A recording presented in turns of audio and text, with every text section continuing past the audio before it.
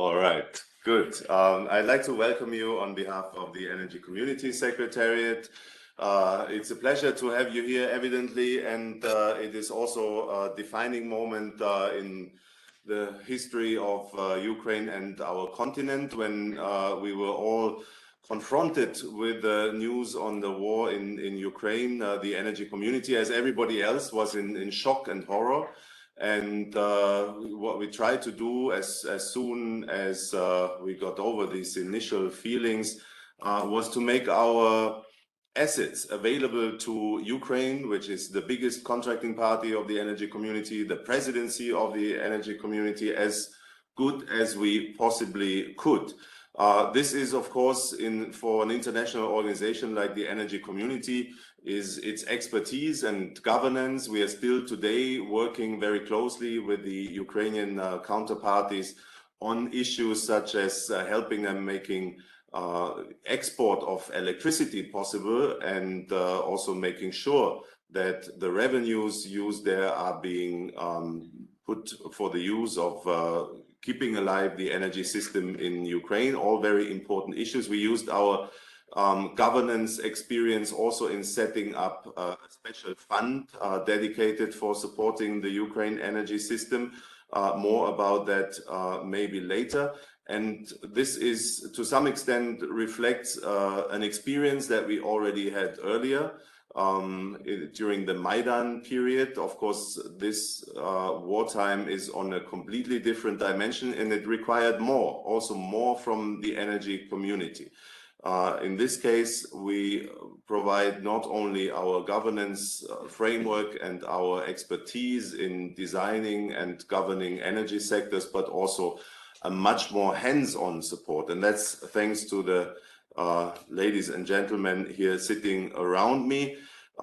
We were also witnessing, once the shock and the horror moment was passed, well, it never passed fully, we saw the large wave of solidarity and the great will to help Ukraine, which is also unprecedented, and which is, of course, a very promising, or was a very promising response from the rest of Europe and the rest of the world, if I may say, to this war. And it was matching a sector, an energy sector in Ukraine, which really stood up well to this biggest possible test and biggest possible stress that you can imagine for an energy sector, for the people and the companies running it.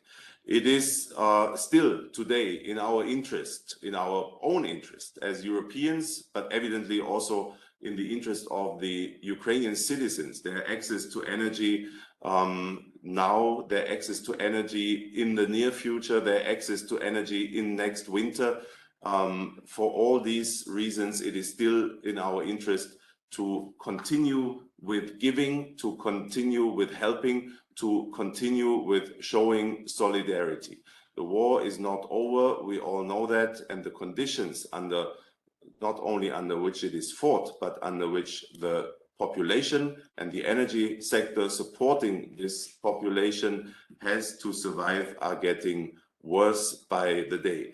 Now, when it comes to the matching of the will and the capability to support Ukraine with the needs that have been identified and are identified on a continuous basis by our Ukrainian colleagues, that is something where the Secretariat indeed established a practice, and I may also say a certain expertise over the time. And also jointly we achieved a lot of support being channeled into Ukraine. Over 25 shipments were essential to help the energy sector survive, fixing damage, and making sure that they can continue providing their services to the Ukrainian population.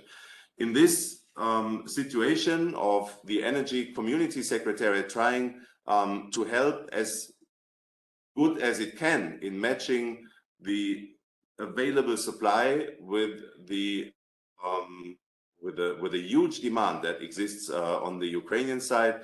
Solidarity and this spirit of solidarity that drove you all and that drives us all to be and to remain engaged created new partnerships. The Secretariat is very proud and very happy to do this jointly with the Ukrainian colleagues. Many of them are on the call here today, together with DG ECHO of the European Commission and the Emergency Response Coordination Center, ERCC, abbreviations which were unknown to us only a couple of months ago.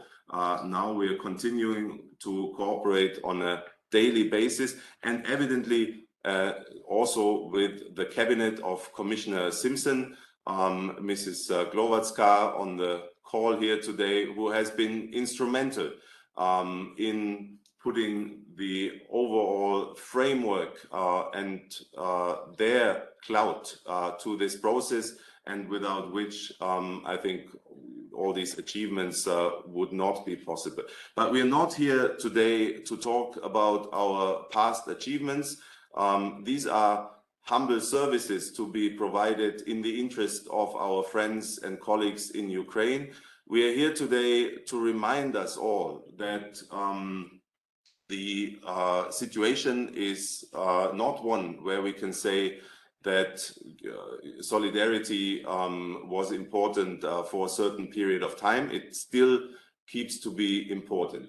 The wave of support that Ukraine is experiencing, and where we try to match or to help matching supply and demand, is and may not be over. Maybe we are past a first phase which may be characterized as an improvisation phase. We have now understood, I think all of us, and those who haven't understood because they haven't been involved yet so closely, we're happy to help them understand the intricacies and the possible pitfalls of bringing equipment and support from the donating companies and countries to Ukraine.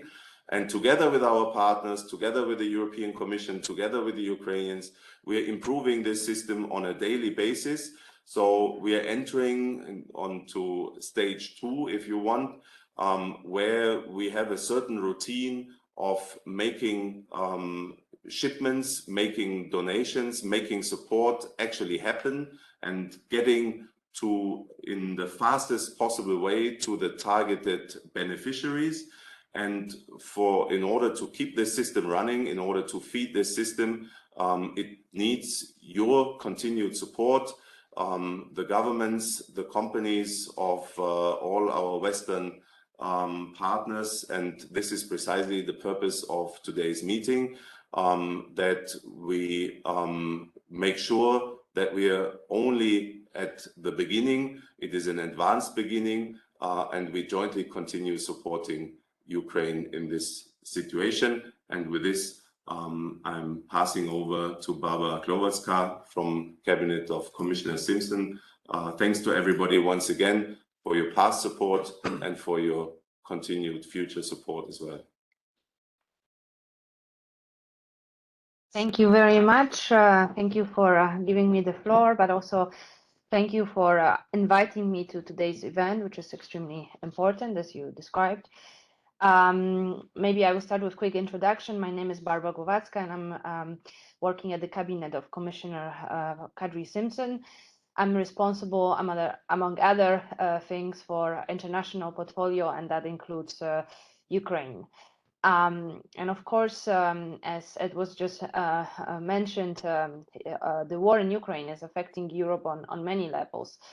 But certainly from the perspective of energy, the war is affecting our energy security and completely changed the way the Commission and member states approach the supplies of energy to the EU.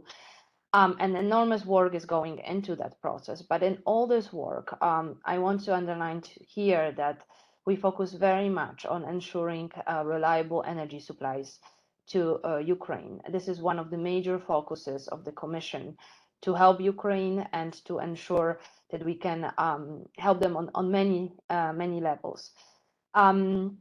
For many of us, it has been unimaginable that war can come back to our continent and that the democratically elected government can be subject to aggressive war from its neighbor. But as this became the new reality, we all have an obligation to stand up and to help however we can. And of course, for my commissioner, energy and energy security in Ukraine has been a big focus. And to ensure a most effective help in the energy sector from the onset of the war, the Director General for Energy at the Commission, and in particular the Cabinet of Commissioner Kadri Simson, has been cooperating very closely with the Energy Community Secretariat to ensure support to Ukraine. Because as the war progressed, we have witnessed a substantial damage to energy equipment in Ukraine. And as I mentioned, was the first priority of my commissioner to ensure that despite the damage, energy can continue to flow to people in Ukraine. But this meant that we needed to ensure specialized energy equipment that could be delivered to Ukraine as soon as possible to allow all the repairs and repair the damage that was done by the invasion. And from the onset of the war, what was already mentioned before, we have witnessed a significant willingness to help.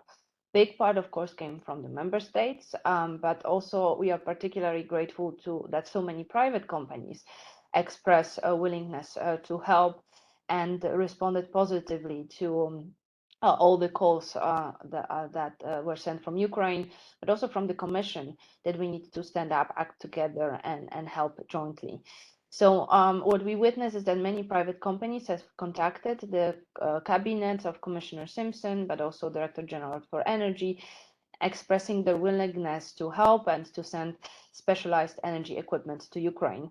And here a big thank you to IOGP, who were one of the first ones to contact and help us with sending this equipment to Ukraine.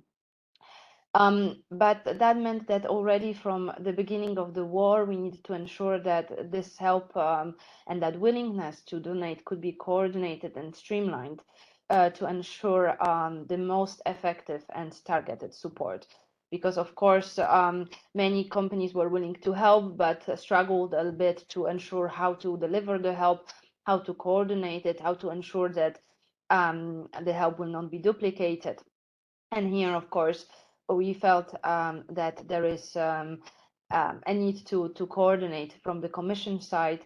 And of course, energy community has been instrumental to help us do this. As you know, on the EU side, we have the Union Civil Protection Mechanism that has been set up precisely to respond in the situations of crisis, like we have in Ukraine, to coordinate the support and to ensure delivery of items needed to the crisis centers. However, the problem was that this mechanism was mostly created to channel the supplies coming from the member states. So to allow for private donations, we had to find a way to see how this can be best done and to how to integrate the private companies into this established mechanism. And this was extremely important as considering the scale of the damage done in Ukraine and the type of equipment needed. This was not something that was easily available to national governments and not something that one party could ensure delivery to Ukraine. So help of private companies proved to be crucial. And that meant that, as I said, we need to work together, and we needed also find a way to integrate the private companies into the work stream. And here I would like to repeat that the cabinet and the Commissioner Simson is particularly grateful to the energy community for their initiative to take up the coordinated role and acting as a link between the private companies and the Union Civil Protection Mechanism. The work done by the energy community in this respect is extremely important to us, as with handling such big crises at the Commission, it's very difficult to accommodate this direct contact with private companies. So having the energy community and the established Ukraine Support Task Force has proven crucial to ensure that private companies can donate specialized energy equipment, and that donations can be coordinated and streamlined in the best possible way. Therefore, I would like to underline that as soon as we hear about companies who are willing to donate, and as I said, we receive such offers also directly to the Commission and to the Cabinet. We contact and we direct them to the Energy Community Secretariat, who has proven crucial in streamlining the work and ensuring that companies can be informed in details about the process, about how they can make the offerings, to inform them what's needed, and to ensure that the donations can be then fed into the Commission system. The logistical process that is coordinated once the deliveries are offered by the private companies is still carried out by the Union Civil Protection Mechanism, and is coordinated by the Emergency Response Coordination Center of DG ECHO. So the logistical way of doing things stays, but it's the role of Energy Community Secretariat, and especially the Ukraine Support Task Force, that helps us to, let's say, match the private companies, guide them through the process, and link it with the Union Civil Protection Mechanism, something that is extremely crucial in the current context.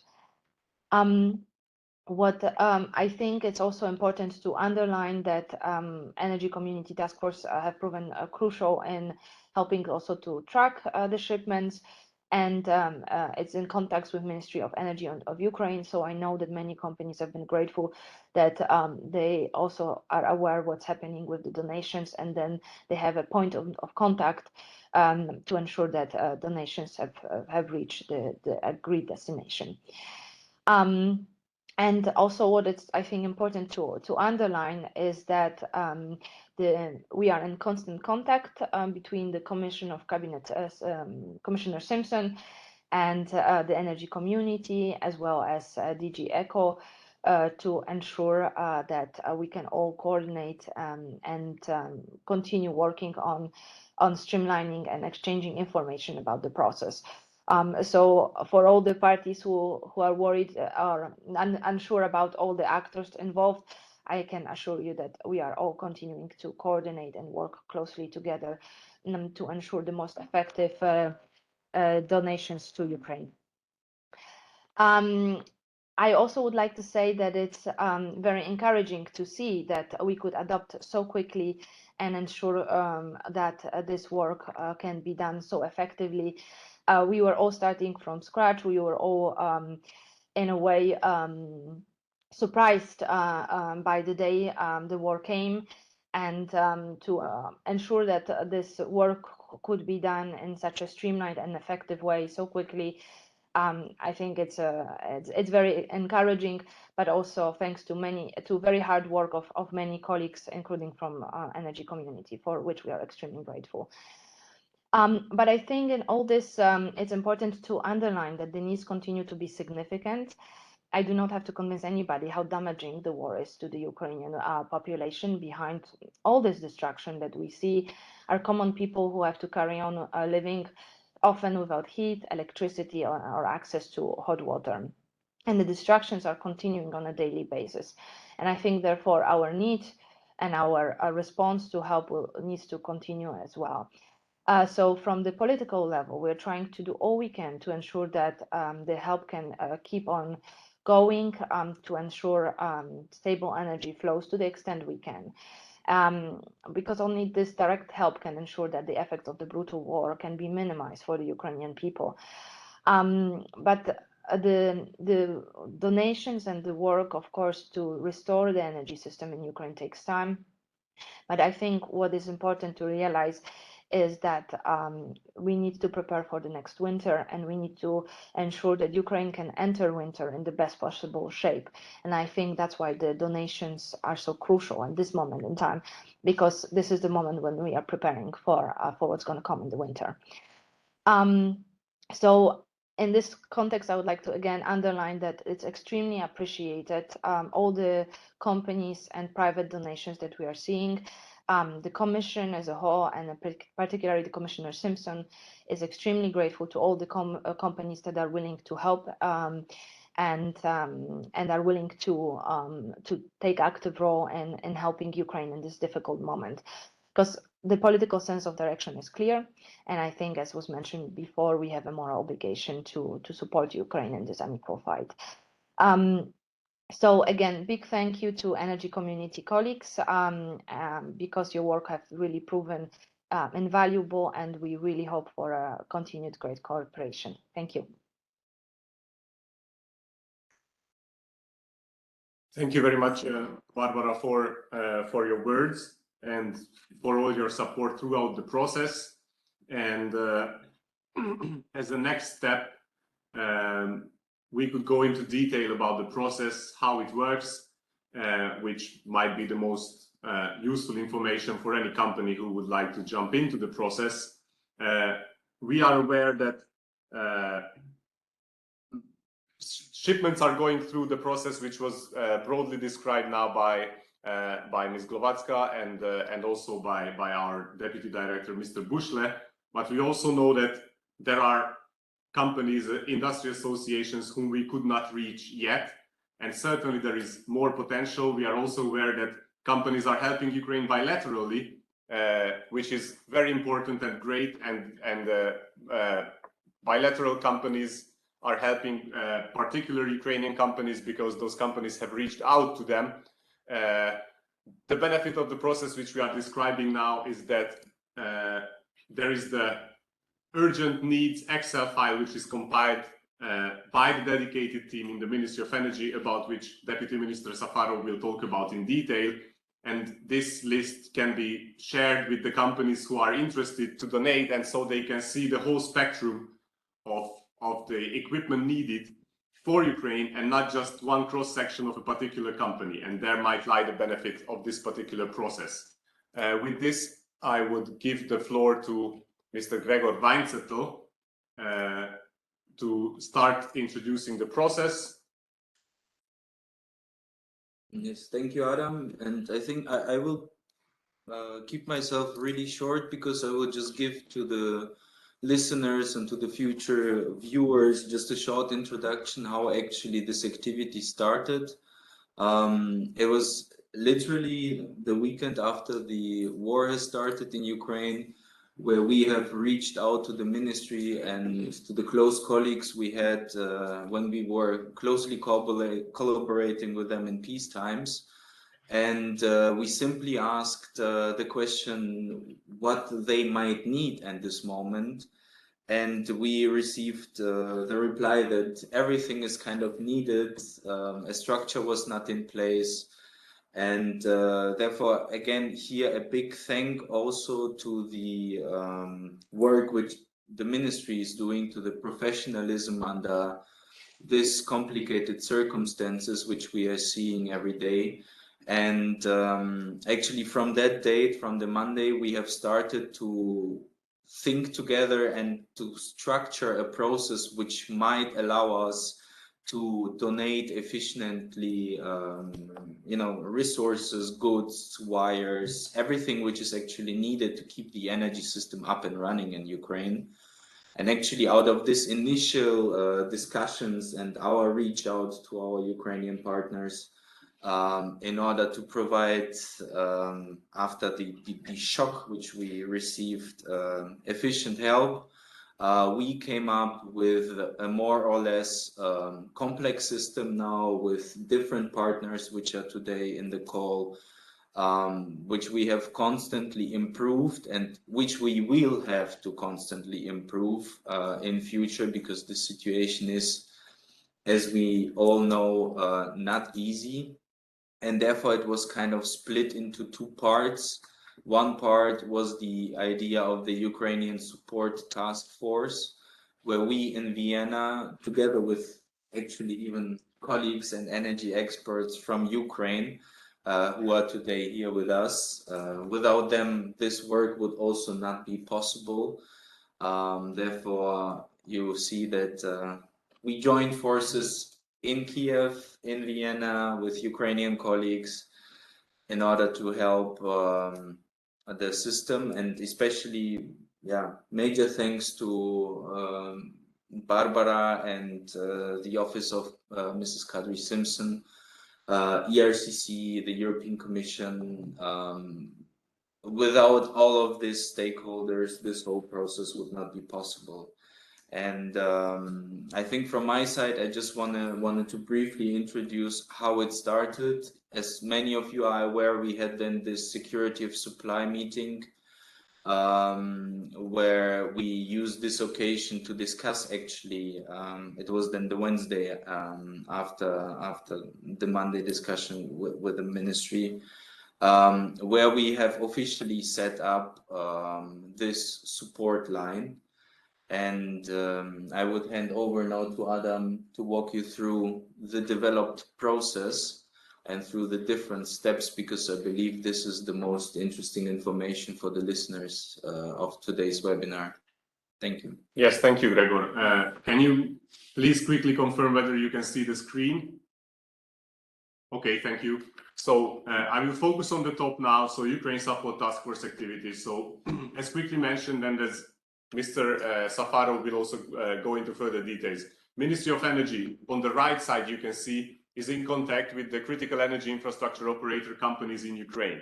And they are collecting the specialty equipment needs so that these companies on the field can actually provide the services which they have to, be it distribution system operators in electricity or gas, be it transmission system operators, be it public or private companies who are producing gas or selling, producing electricity or selling energy to end consumers, be it households or families. So the whole spectrum of the Ukrainian energy infrastructure is feeding in information to the Ministry of Energy of Ukraine, who is compiling the needs of the energy infrastructure of Ukraine. So that results in a list of 10,000 positions, more than 10,000 positions.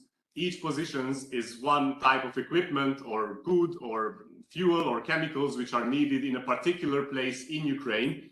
But each position might hide 10, 20 or 100 items. So we are talking about items in the magnitude of perhaps 100,000 or more. Now, this information is shared with the Energy Community Secretariat, translated into English, filterable based on urgency of the needs, based on the sector where the items are needed, and then the Secretariat communicates it to key partners in Europe, which includes Cabinet of Commissioner Simson, the Emergency Response Coordination Center, the Support Group of Ukraine of DG NIR, and also to our contracting parties, to our member states contacts, and of course to energy industry associations and companies with whom we work or we hope to work with.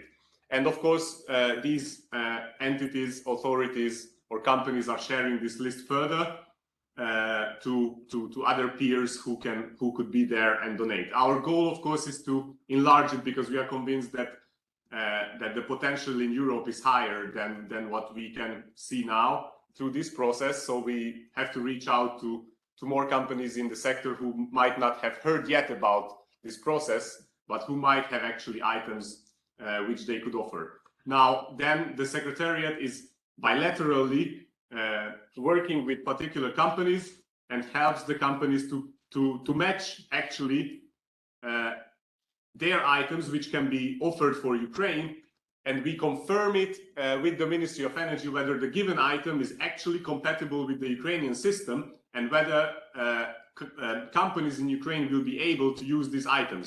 Of course, no one wants to send equipment to Ukraine which in the end will not be used and is just taken from a particular company. So, excuse me. So the donor companies are checking their inventories or checking whether they can procure items from the list which is compiled by the Ministry of Energy. Once we get a list of the items which can be released to Ukraine, this is being confirmed with the Ministry of Energy. Once we get that confirmation, we prepare the paperwork which is needed for the logistical chain to be carried out. This is going on with coordination with ERCC. So we pre-check the papers which are needed for the customs, for the transport, and then we send it to ERCC colleagues in Brussels. And ERCC colleagues are confirming whether the papers are in order, and they confirm. And here, Mr. Gianmarco Desogus will talk in detail what and how ERCC is doing. So ERCC is confirming whether the items in the particular country can be picked up by the local civil protection authorities or within the local civil protection authorities organization. And the transport broker is arranged, the transport company is arranged by the local civil protection authority or by ERCC, who goes to the site of the company, picks up the goods which have been prepared for shipment, and takes it first to so-called functional hubs on the Ukrainian-European Union border in Poland, Slovakia, or Romania, and then further into Ukraine. Then we strive to get the information about each shipment with the help of ERCC. What is the status? Which wagons the items are in? What is the estimated arrival time of these items to Ukraine? And we share this information for each shipment with the Ministry of Energy, so that within Ukraine, the logistical chain can continue, and responsible stakeholders can pick up the goods and allocate it further to the end beneficiaries within Ukraine. So basically, this is how the chain works. Practically, the Ukraine Support Task Force is in a coordination role, checking papers, feeding it into the ERCC, tracking shipments and communicating with the Ministry of Energy, and matching offered items with the needs of Ukraine and confirming them. So this is, in a quick overview, what we are doing. We are happy to get in contact with any company bilaterally. You can always reach out to us and we can explain you all the paperwork which is needed, which is actually not too complex. So it's 3+1, or in certain cases 4+1 documents which have to be prepared. Practically, it's the list of the items which are being shipped, a packing list, how the items are packed and how they can be stored, what is the size and the dimensions of these packages, a donation agreement, which is needed for the customs process, and in certain cases, if the items come from outside of the European Union, such as from Norway or Switzerland or United Kingdom, 1 or 2 more documents might be needed, which is then also being arranged with the help of ERCC.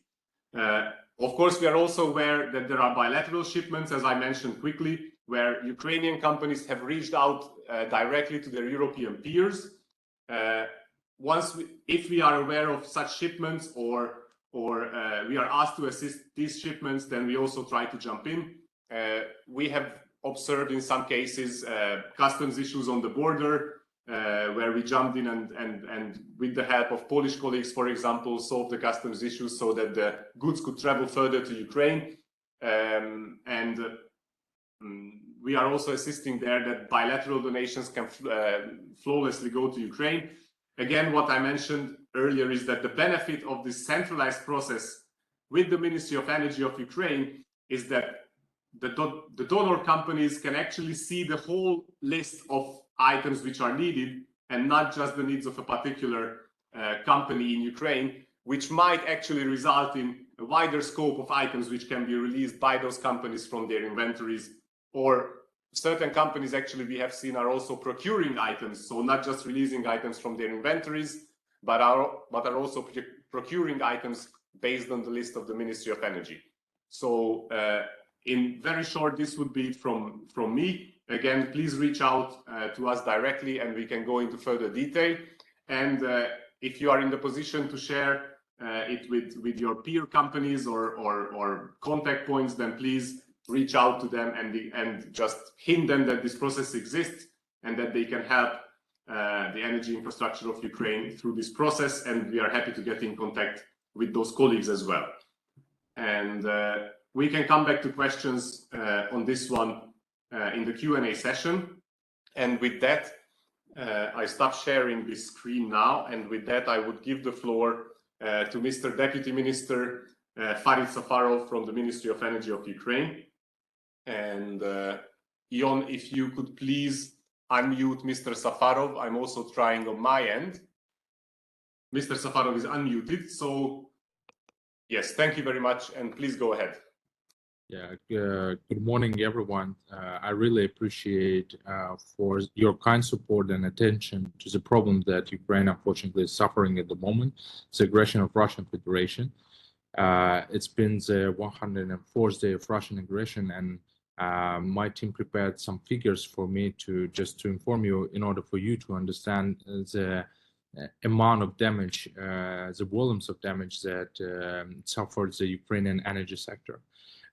Some of the figures will not be as of today, but nevertheless it shows the major pictures that unfortunately occurred. So as of the 3rd of June, about 723 settlements in Ukraine remained without electricity, completely or partially, covering about 650,000 consumers. So those are people who suffer from the loss of electricity at the moment.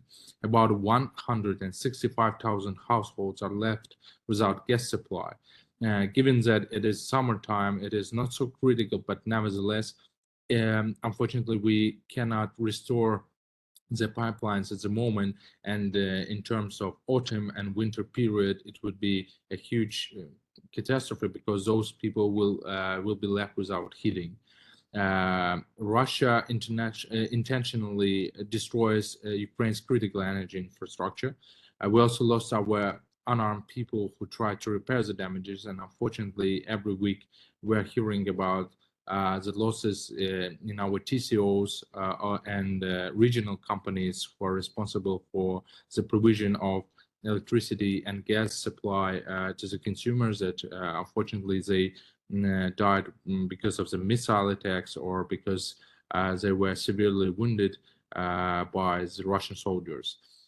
Overall, since the beginning of the military aggression, more than 4,270 settlements and 21,000 transformer substations have been de-energized and due to damage caused by facilities, and more than 5 million consumers have been cut off from electricity supply. We managed, due to your help, due to your assistance, and to the materials and equipment provided by the donors, to restore somehow the supply, but nevertheless, more than 1 million more than 2 million people are left without electricity supply. So it is more than 650,000 households that suffer. Then it clearly demonstrates the scale of challenge. Just on the 5th of June, electricity supply was restored to 54,000 households. However, once specific transmission lines or power stations are repaired, they are targeted yet again. And unfortunately, we constantly see that Russian soldiers are trying to look where we are restoring the electricity and gas supply, and they target those points once again. We wouldn't withstand Russian aggression for so long without the support of international community, without the support of Energy Community Secretariat, of the donors, of the EU member states who provide us with needed equipment and materials and fuels. From the very start of the Russian aggression, Ukraine launched a call for emergency assistance in-kind products. And it is more important even sometimes than any other type of assistance, because it is very critical to quickly receive the goods that would allow us to bring back to life energy sector.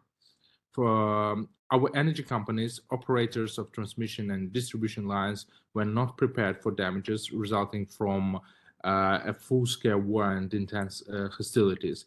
And just to give you an example of how effective your help is that, for example, since the 3rd, so in terms of the 3rd and 5th of June, as I mentioned, we managed to restores the supply of electricity to 50,000 households.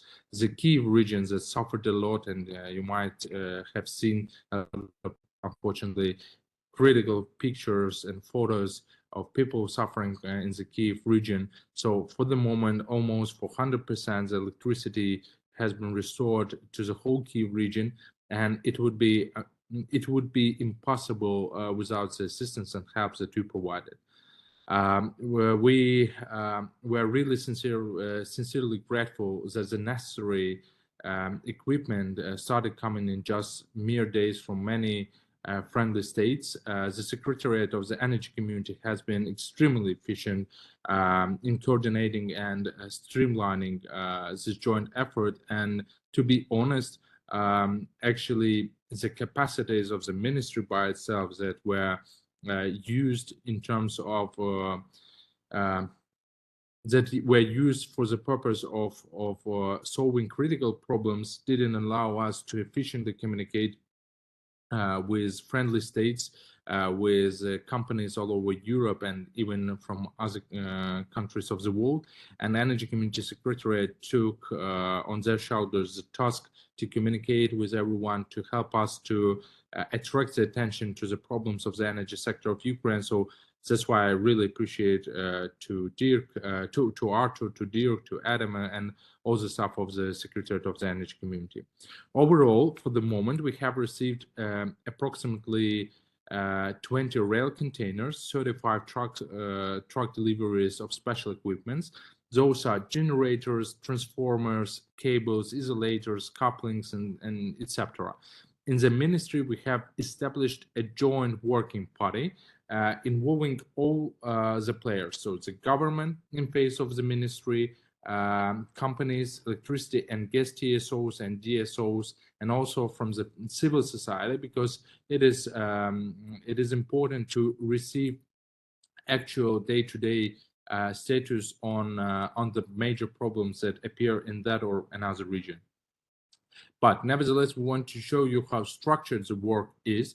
So if the recipient is not indicated by the donor, because sometimes European TSOs send direct aid to their vis-a-vis from Ukraine, so to Ukrainian TSOs. It is the operator of the gas transporting system of Ukraine and Ukrenergo, so electricity and gas TSO. But in case if the recipient is not indicated by the donor, the equipment is distributed according to agreed principles. We have the working group established by the decree of the minister. So approximately 25 people are involved into that process. Those are people who are working daily with the requests of the companies, who collect those requests, who try to indicate the necessity and the prioritization of the provision of that request. So the key priorities include the first one. So the major priority is that the equipment is delivered to the areas affected by hostilities and liberated by the Ukrainian army.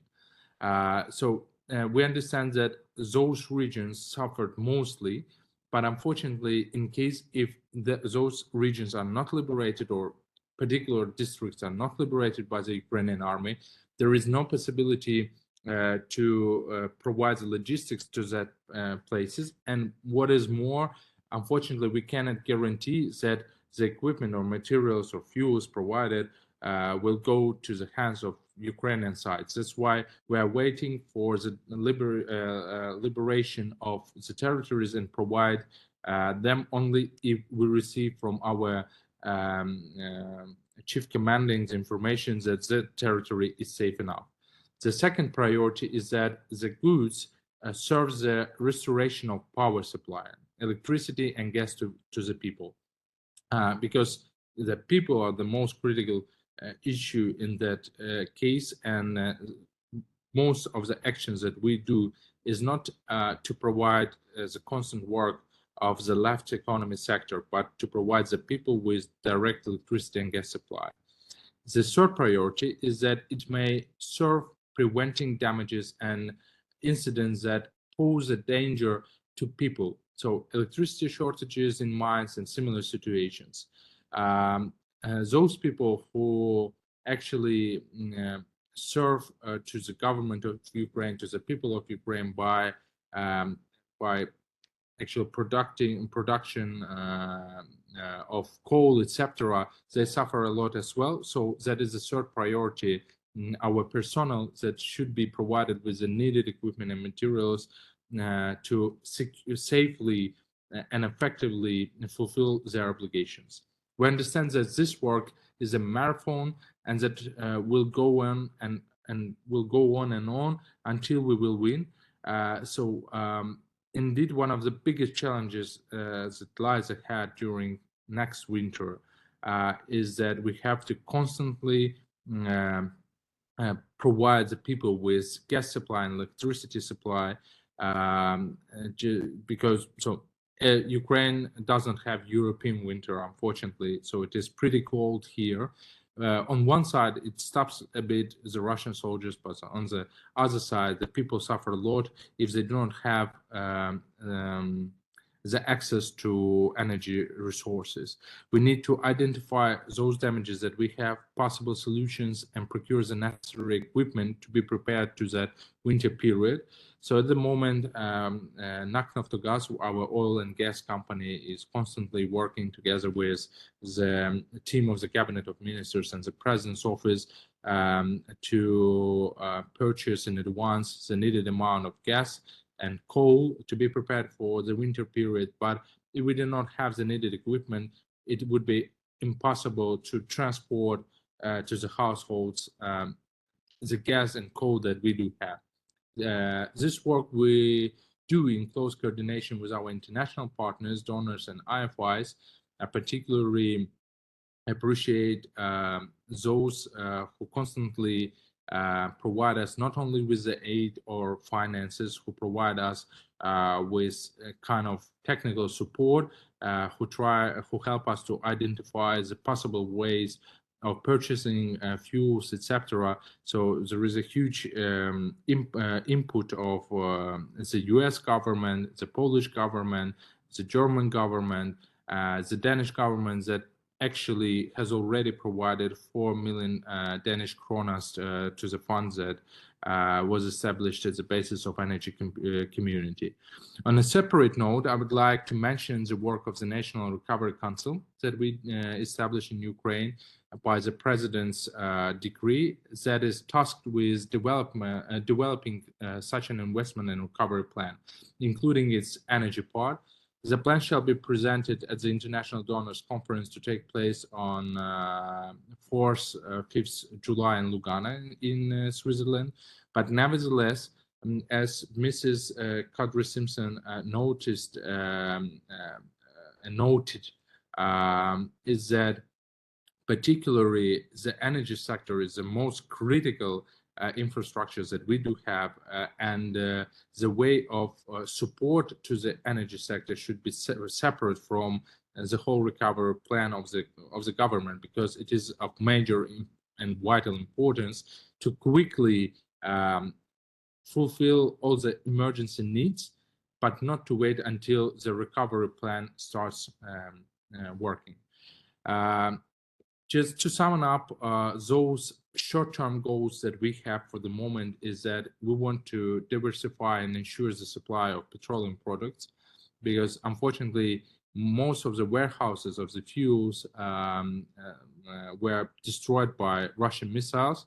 So we have to find out the ways how to provide the logistics from new stakeholders, and that is a real problem at the moment, because unfortunately the railroad infrastructure suffers a lot as well. That's why we're constantly trying to adaptate the logistic routes in order to securely bring the petroleum products to Ukraine. The second short-term goal is preparation for heating season. The third one, recovery damaged network infrastructure. The assessment of losses and compensation, and one more is identifying the steps to increase the sustainability of the energy system in the long run. Nevertheless, we have in parallel one more task that occurred and has a positive,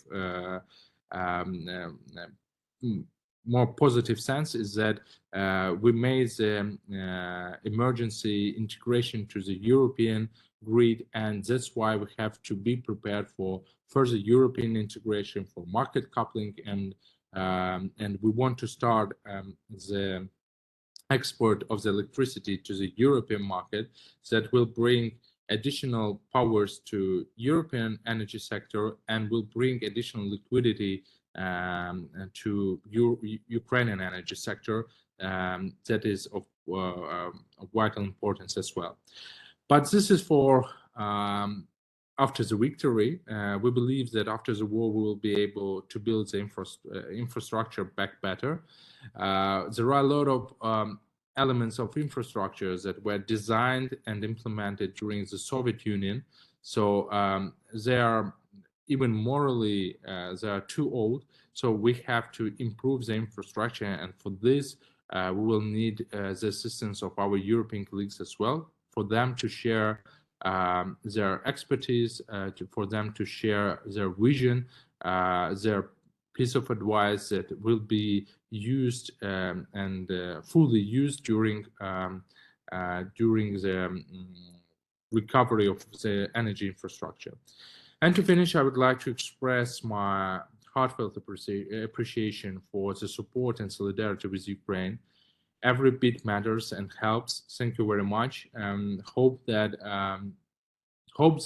the war of Russian Federation with the civil war will stop at Ukraine, and we will be able to commonly conquer and combat the evils that unfortunately brought so many damages and losses into the lives of Ukrainian and not only people. Thank you very much. Thank you very much, Farid, for this overview and for the work which is done by your team.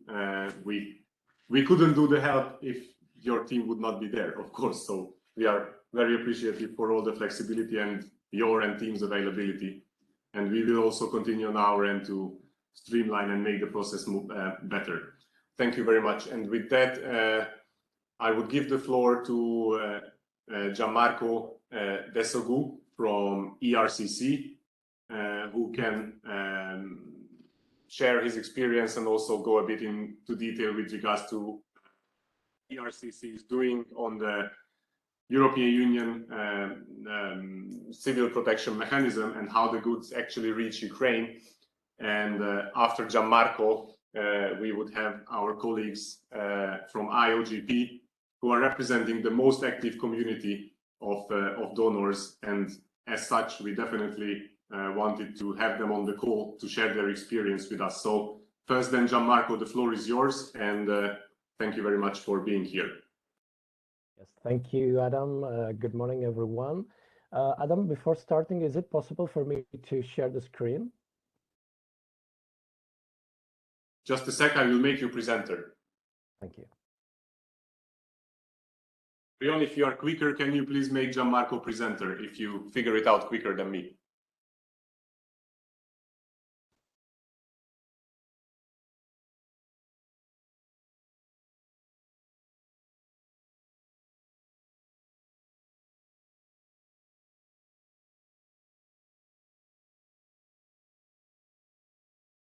Now you should be presenter. Okay, thank you. You can click share on the bottom and then select the software, which, okay, perfect. It's coming online now. Okay, do you see the presentation? You can see it, yes, thank you. Okay, perfect. So let me first thank the Energy Community Secretariat for this very interesting session. I would like to briefly introduce myself. My name is Gianmarco Desogus. I'm a seconded national expert to the European Commission and more precisely to the Emergency Response Coordination Center, so known as the ERCC of the DG ECHO. In the ERCC, for what concerns the war in Ukraine, I am mostly following the delivery of assistance through the EU Civil Protection Mechanism in terms of energy items. So I've been working closely with the energy community on several offers of energy items. So before illustrating more specifically the role of that DG ECHO is playing in the delivery of assistance to Ukraine in terms of energy items, I would first like to give you an overview of the main tool of the DG ECHO in terms of civil protection, which is the European Union Civil Protection Mechanism, or the EUCPM. So the EUCPM was created in the October 2001 with the aim to strengthen the cooperation between the EU member states on civil protection. At the time, we were considering only member states, but as you can see from the slide, nowadays we count also on the participation of 6 more participating states for a total of 34 countries. The aim is to improve not just the response to disaster, but also prevention and preparedness. So what is the principle behind the functioning of the mechanism? Just imagine that we have an emergency that overwhelms the response capacities and capabilities of a country in Europe and beyond. So this country can request the assistance through the European Union mechanism. The European Commission plays a key role, contributing to at least 75% of the transport and/or operational cost of deployments. But it's not just a question, let's say, of financing or co-financing, because by pulling together the civil protection capacities and capabilities, member states allow for a stronger and more coherent collective response. EUCPM, in fact, avoids the duplication of relief efforts, ensure that the assistance actually meets the needs of the affected countries, and it guarantees, last but not least, that the affected country can deal with just one contact point, which is active 24/7, and it is, of course, the ERCC. As you can see from the slide, the EUCPM responded to over 500 requests during the years.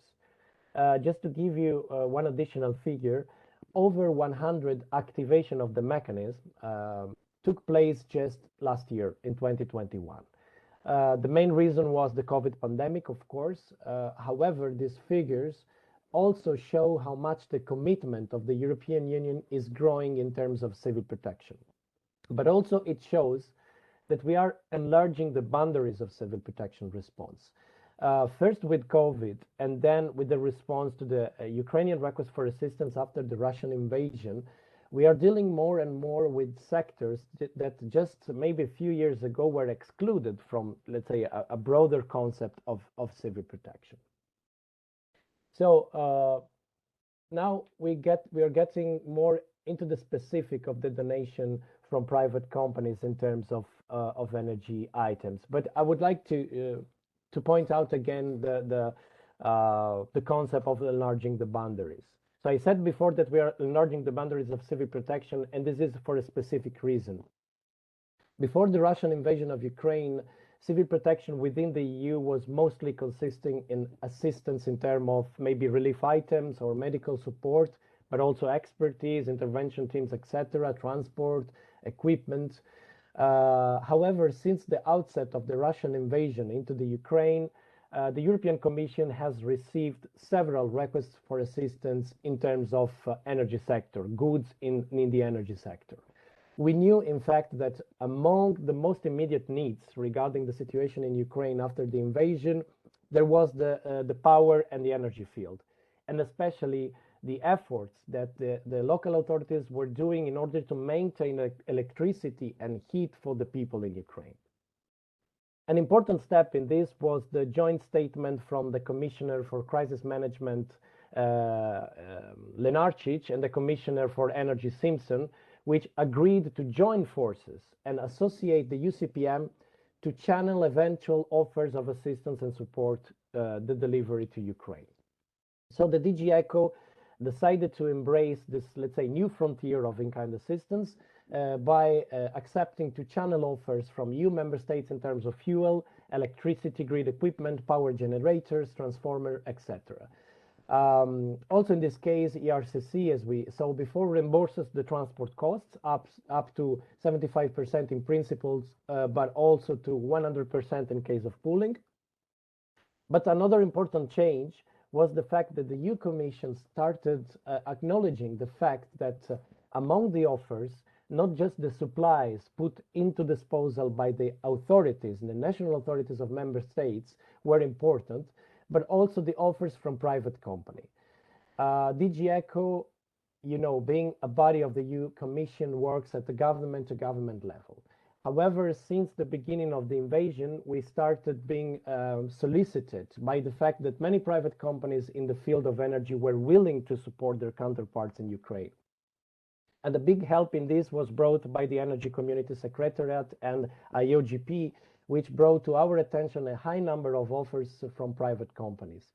And nowadays, the energy community is closely collaborating with the DG ECHO and the ERCC, and we have many offers from private companies collected under the umbrella of the energy community and then channeled to the DG ECHO and channeled again under the mechanism of civil protection of European Union. However, because we work at the government-to-government level, we included in the loop also the national authorities of civil protection.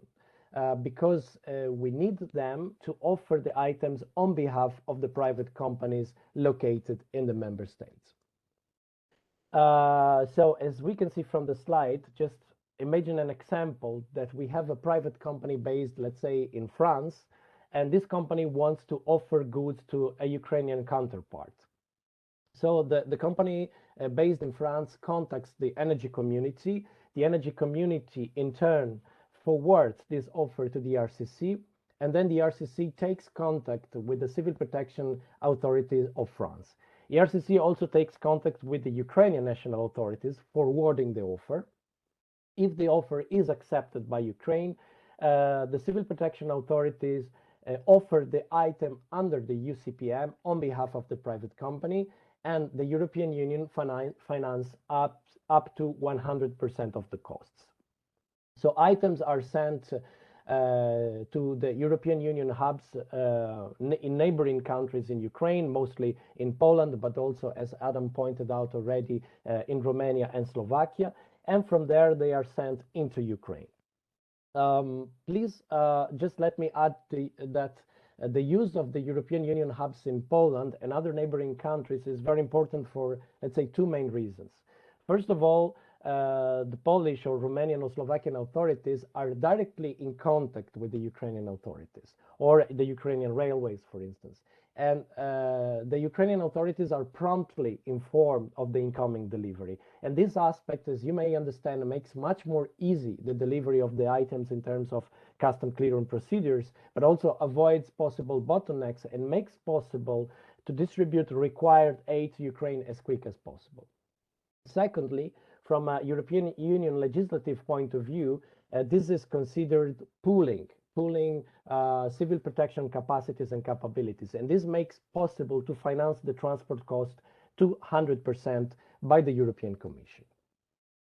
So at the moment, we have several ongoing initiatives from at least 10 different member states. We even have an offer from Switzerland, which is not part of the mechanism or the European Union, but thanks to the support of the Germany civil protection authorities, this offer is possible. These items, as you can see from the slide, are ranging from power generators, transformers, but also we have offers in terms of methanol, IT, and other energy items. So all this shows that the energy community and the European Union are actually playing what we think an important role in helping Ukraine also in the energy sector. We work closely with the government of Ukraine, with the private sector of Ukraine, in order to improve Ukraine's energy security, and also in perspective, supporting the integration of Ukraine's energy market with those of the European Union. Let me say that we are aware that the energy security is not separated anymore from a world concept of national security. And this is more and more connected also to the sphere of civil protection. It was mentioned before that there is an urgency to transform the whole Europe energy system, because it is one of the goals of this commission to end the European Union dependence on fossil fuels, which are used as an economical and political weapon sometimes, but that can also produce, as we all know, dramatic effects in terms of climate change and then disasters in terms of civil protection.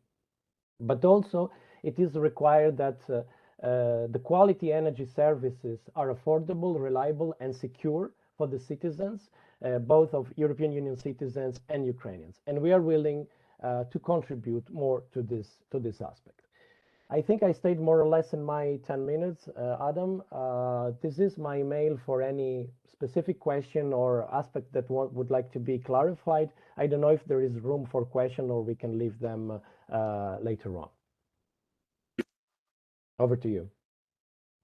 Thank you, Gianmarco. Yes, Gregor speaking. And I would like to add one point, the flexibility which you have developed together with us, this quick approach to such complex questions or deliveries, your daily availability of answering questions. I don't know how much we can thank you, and also thank you to help to develop the system as such, because as we know, it was not yet used for this purpose as we see it today, and the flexibility we see within Brussels and the willingness to support is tremendous. And yeah, we are looking forward to work further with you. In our experience, also when we see bilateral shipments, we really realize that actually going through ERCC is the easiest solution. Some companies sometimes think that it might be a quick win to do it bilaterally, but then we have very often to jump in because some documents are not prepared, there are customs issues in place. Therefore, here again, the recommendation to companies which are listening to us or even will listen to this online after it is recorded, have a look at the slides and use the ERCC system, because our experience is that this is the quickest and easiest way.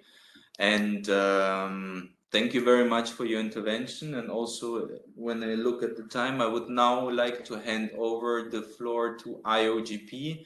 And I think the best would be to have the questions after the intervention of IOGP. I see that Bayram has raised his hand. Is it a question? Would you like to post it maybe at the end?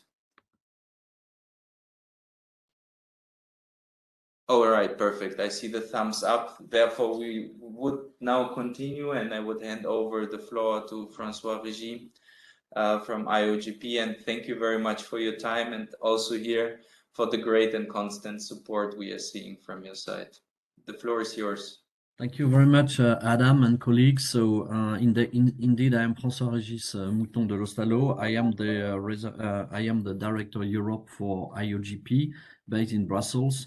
And today we'll do this short intervention in stereo with my colleague, Olav Skår, who is based in London and heading safety at global level.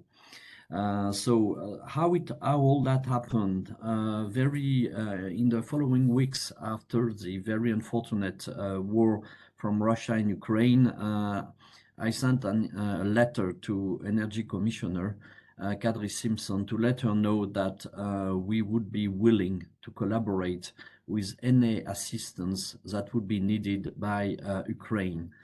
And why that? Of course, that was in terms of solidarity spirit, to showcase how much in solidarity all the entire energy community, I would say, was feeling towards Ukrainians.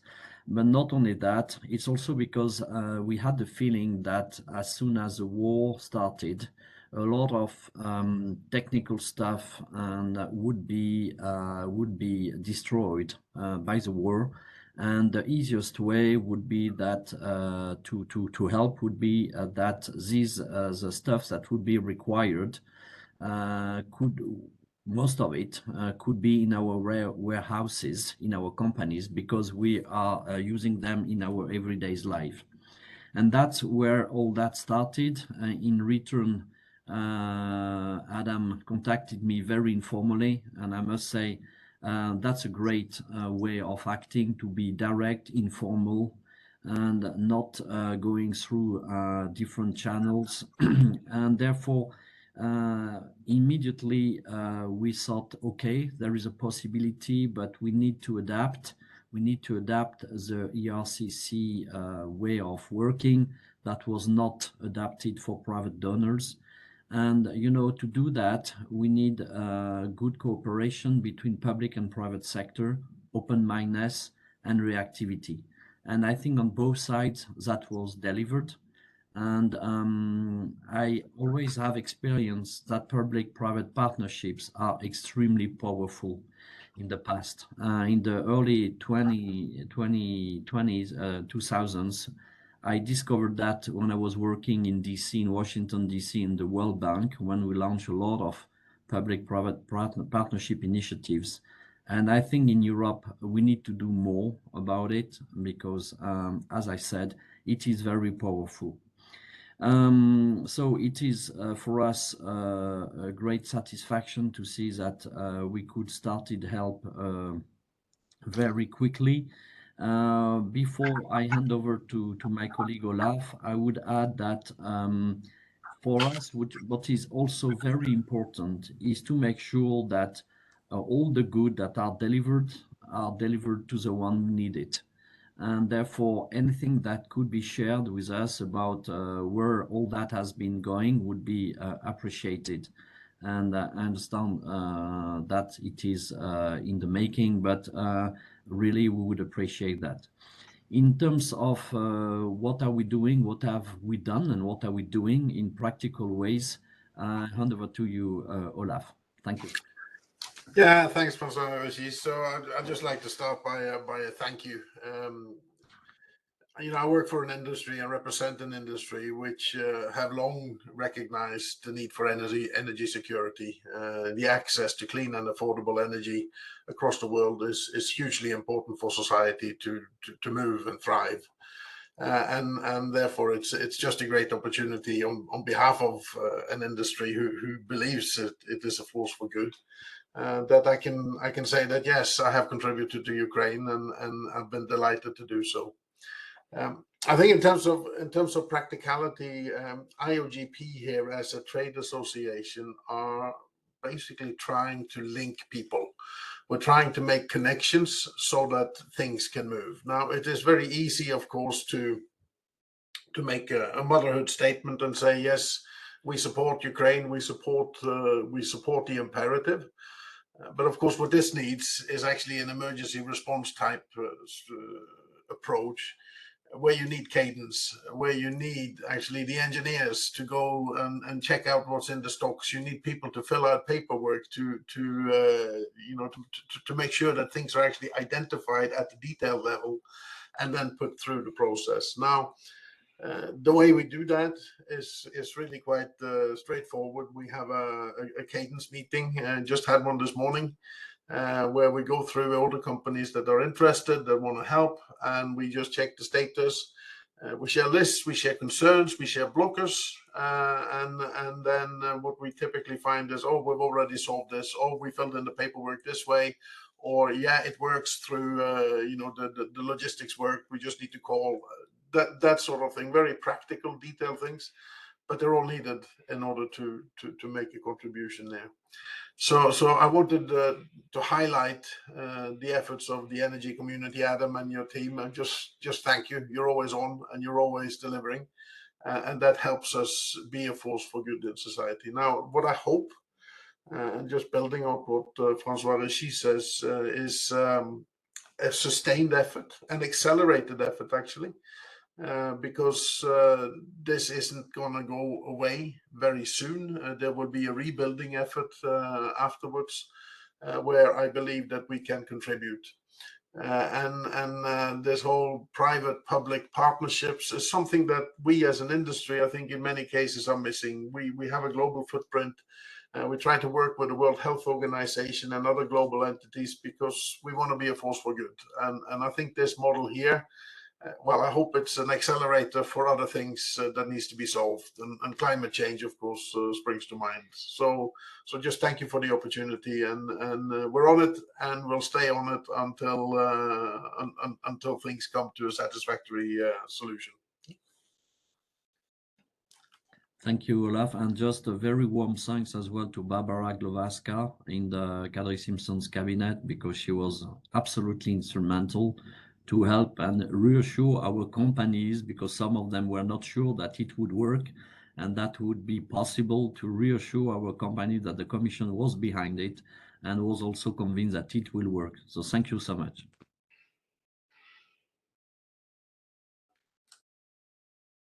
Perfect. Thank you very much for the intervention and, of course, of the great help, the flexibility. As you maybe rightly said, this is all new for us, and it shows that it works, and that the end beneficiary is receiving the goods. We are here, as we communicated, to help, to support, to jump in where needed. We try to be as flexible as possible. And with this last intervention, I assume I would now open the room for questions. I saw there was already one. Yes, Bajan, please go ahead. Let me try to... Can you unmute yourself? And also Roman. I think Roman Andarak from the ministry also raised his hands. Let me just see. Jon, could you please unmute the colleagues?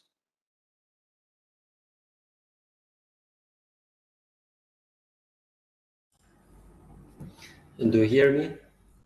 Yes, loud and clear. Yes, thank you. I am a representative of the Kosovo DSO in electricity. We wanted to help Ukraine in any form, and for that reason, when we saw the meeting on this task force will be held today, we wanted to join, and we joined, hopefully. I have one direct question firstly. When we see the previous presentations here, we every time saw that the EU member states how they can help the Ukraine, and sometimes one was mentioned non-EU countries like Norway, Great Britain, or Switzerland. But my direct question is, can contracting parties help in this regard? And if this question is yes, please can anyone contact with us how are the further steps that we can do in order to help the Ukraine with necessary DSO equipments, and to see the possibilities if those equipments are compatible with the DSO of Ukraine. Thank you. Thank you very much for your intervention. Yes, of course, contracting parties can also help. We have actually, Irina, read a few communications also with contracting parties from our energy from North Macedonia. The easiest way is actually to contact us. So you can write Adam or me, Gregor, put the colleagues in CC. You can also write to the actual email address of the Ukrainian Emergency Support Task Force, and we can take it bilaterally and explain you all possibilities, how it actually works. Maybe Gianmarco, do you want also to comment on this? Because Norway, Switzerland was mentioned, and how it could be for countries like North Macedonia, Albania, or Serbia. Yes. Well, as I showed in the slide, I mean, the European Union Civil Protection Mechanism counts at the moment 34 countries. So we have all the members and the member states of the European Union plus 6 countries. So in terms of legislations, all the offers coming from the countries need to be done from one of these 34 countries. However, we had a specific case of Switzerland, because as you know, Switzerland is not part of the European Union nor part of the European Civil Protection Mechanism. However, in that case, we contacted the German national authorities of civil protection, and they allowed to channel the request on behalf of the Swiss companies. So somehow we have solved this. We were already discussing with the energy community colleagues if we were going to have a similar situations, like for instance from UK, which is not a longer part of the European Union, we could maybe try to approach any, let's say, neighboring countries, more or less, like the Netherlands or maybe Belgium, in order to understand if this offer from UK private companies could be channeled from a civil protection authorities of another member state. I think there is a room to solve this, let's say, little issues if the private companies is not located in one of the member states or participating states. We have to see, let's say, time by time, if how we can solve it, maybe taking bilateral contacts with neighboring country civil protection authorities. Over to you. Yes, thank you, Gianmarco. I will also come back to you on questions which were posted in the chat. But first, I would like to give the floor to Roman Andarak from the Energy Ministry. Roman, are you unmuted? Yes, I am. Good morning, colleagues. Good morning, Adam. Good morning, everybody. Yes, indeed. Thank you for all the support. I just wanted to say that I'm here, and if there are any questions related to how the offers for assistance or how the are processed here or how the assistance is distributed in Ukraine, I will be happy and ready to provide this information. Because there is a big team here working on this side in the ministry, checking compatibility and then processing the deliveries. So if there are questions on this end, please feel free to ask. Yes, Roman, there was actually one question from François-Régis regarding kind of the offtake of the goods on the Ukrainian side. I remember in his short intervention, he said that it would be interesting for IOGP also to understand who exactly received the donation. And as you just quickly offered your answers here, I think it might be a good match if you two use the time. Well, as of now, we received a lot of assistance which we received. There are some assistance which we haven't received, but which went to nice places and to good places. But overall, the assistance, generators, supplies, cables, transformers, they were distributed to around 40 companies. I see Yulia Kiyan is here. Yulia, if you are available, please share with us the latest work of the working party. But those are mainly, major enterprises in the East, DSOs, some coal mines which receive generators necessary to remove water. All this assistance was distributed according to priorities which Farid described, unless the destination was specifically provided by the donor. We had some situation when one shipment, for example, didn't go to our hub here in Ukraine, but went to Chernihiv region, for example, to very small regional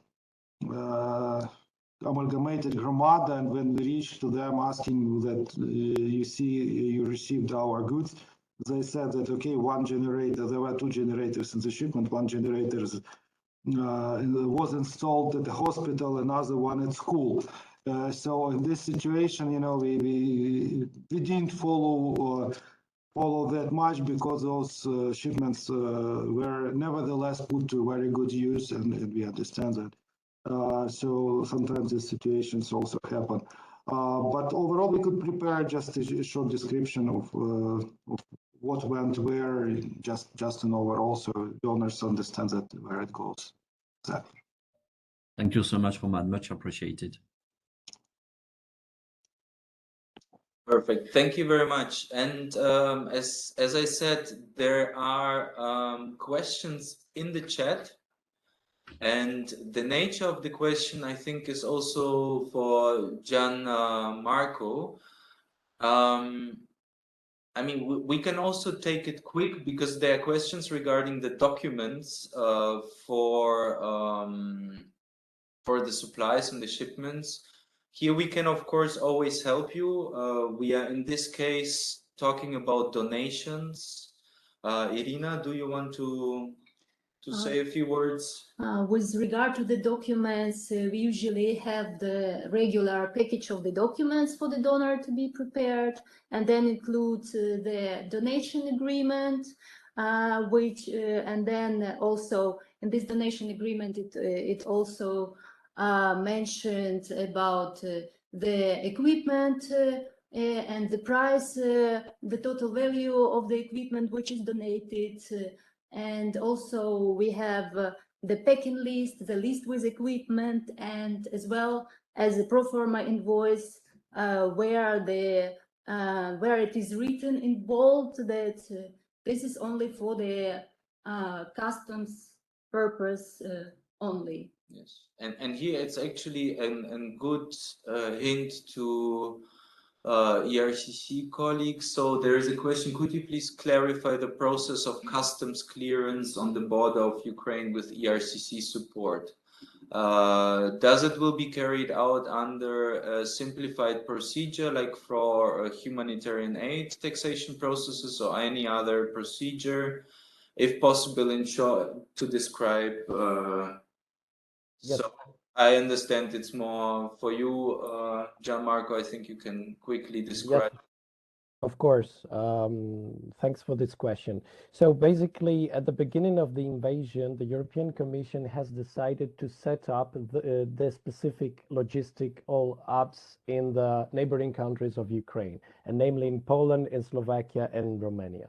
So these hubs were actually created with the intent to make more smooth the process of delivering of aid in Ukraine, because we know that Ukraine was not part of the European Union market, so that there might have been issues in terms of custom clearance and so on. So we decided to proceed in what we call pooling the capacities and the capabilities put into disposal by the member states. So, for instance, Germany, France, Italy, and other member states of the European Union make offer to Ukraine through the ERCC. ERCC is in touch with Ukrainian authorities, and if the offer is accepted, they don't send these items directly to Ukraine. They send them to the hubs in Poland, mostly in Poland at the moment. It was, let's say, 80% of the aid delivered to Ukraine through the mechanism was through Poland, but also, as I said, to Romania and Slovakia. And when the items arrived in the hubs, then it's up to the Polish or Romanian or Slovakian authorities to take direct contacts with the Ukrainian counterparts, especially for what concerns, for instance, the Ukrainian railways. So if these items are sent let's say, under the umbrella of the mechanism, they are in general considered as humanitarian aid.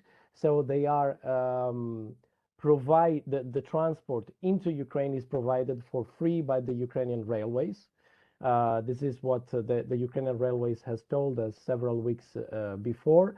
But these are contacts, let's say, that happen bilaterally between the Polish authorities and the Ukrainian authorities. So they organize all the shipments, mostly to Kovel, where the items are then redistributed to the several oblasts according to the specific needs. So let's say the custom clearance process is done thanks to the big support of the Polish authorities, mostly, to which goes a big thank you from us, because I mean the work they are doing in terms of logistics is very huge and very big.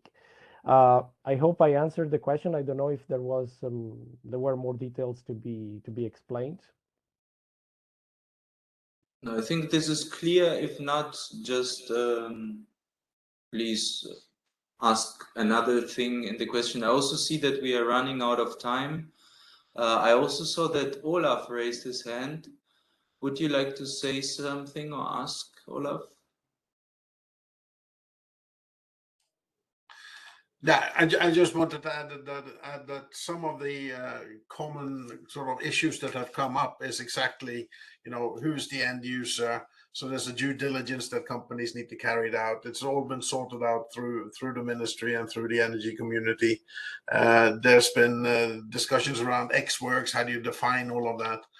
But all of those sort of barriers, if you like, have been cleared with Adam's help and with the ministry's help.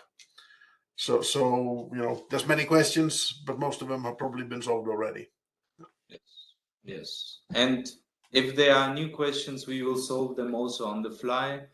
I see a last question, which is regarding Canadian companies and whether they should get in touch with Ministry of Energy or Energy Community Secretariat. We are already working with Canadian representatives, so please feel free to reach out to us. We will be happy to take it bilaterally with you, answer questions, and try to find a way for you also to kind of go through the process. That's why just feel free to reach out to us. I think our email addresses are known. And I think your... okay, yeah. We will write you can you write it down? This email address. We will write you. So this is a message from DTEC. We will come back to you. And I think with this, we can close now. We are in a little delay of 7 minutes. I think we can close now our meeting. This was the first webinar in this sense in order to just explain that the process is established, to explain how it works, that we can also put it on our website and send to interested stakeholders. Once again, thank you everyone for your time, for the speakers, for our partners. This is all only possible due to our cooperation. Special thanks to Roman and the ministry for the 24/7 work. And I know, Roman, maybe I give you the floor as a closing, as some closing remarks to have the last word. Well, as closing remark, I would just take a couple of commitments. First of all, indeed, it's a big help and it's a big assistance because our companies, they had some repair kits on hand when they were started, but of course it's a specialized equipment and they were not prepared for repairs at the scale of war. So it really helps, and this equipment, it cannot be ordered in big quantities or immediately. It has some lead time to produce. So this transformators, generators, they really help. Just last, also to give you an example, previous weekend, a week ago, we heard stories about a mine being de-energized, and we immediately asked if we can provide any support from the ministry out of available stock of generators, and the company replied that they already had it, and let people out from below the ground, from the mine, because of the generator. So this equipment, this assistance, it really helps not only to provide electricity, but in some situations really to save lives. As we will, with our team, it's really a big team here, also in Khmelnytsky, where the hub is, who checks compatibility, who checks the status, the working status of the equipment, and then takes decisions or proposals how to distribute. We will take a look at what was delivered, how it was distributed, to make sure that that you have confidence that it is used not on private gardens or in private households, but really, or sold somewhere, but really delivered to DCOs, to companies, and then they install it where it is needed. And we will provide this report to the Energy Community Secretariat, so you can ask for it at your ease and then check what went where. We will not make it public for certain reasons, but I think this effort we can at least do. Once again, many thanks. Stay safe, and peace to all you and your families. Thank you, Roman. I also see that Julia raised her hand. I think she's the advisor to Farid, if I'm not mistaken. Julia Gian. Yes, thank you for unmuting me. I'm really the advisor of Farid Safarov. I just want to add a few words to questions that was answering Roman and Dirk about equipment. I can tell that more than 30 companies have already received assistance. Some, mostly it's generators, claims, poles, cables. All these companies are directly on the line of fire for now, and this is our focus for now, to help them. But if you need more details information, we can prepare a brief reference and to give it to you to understand to whom we already give equipment. And as Roman said, as Farid said, I just want to thank you for supporting us, because it's really very important, and we really see that it helps to our company and to our people, because we see that that equipment is really needed and helpful for our people. Thank you. Perfect. Thank you very much. So then I believe we have answered all questions. We had all interventions. Thank you very much for the time for this productive meeting. And I wish you all a good day and have a good week, and all the best to our colleagues in Ukraine. Stay safe. And yeah, see you soon. Bye-bye. Thank you.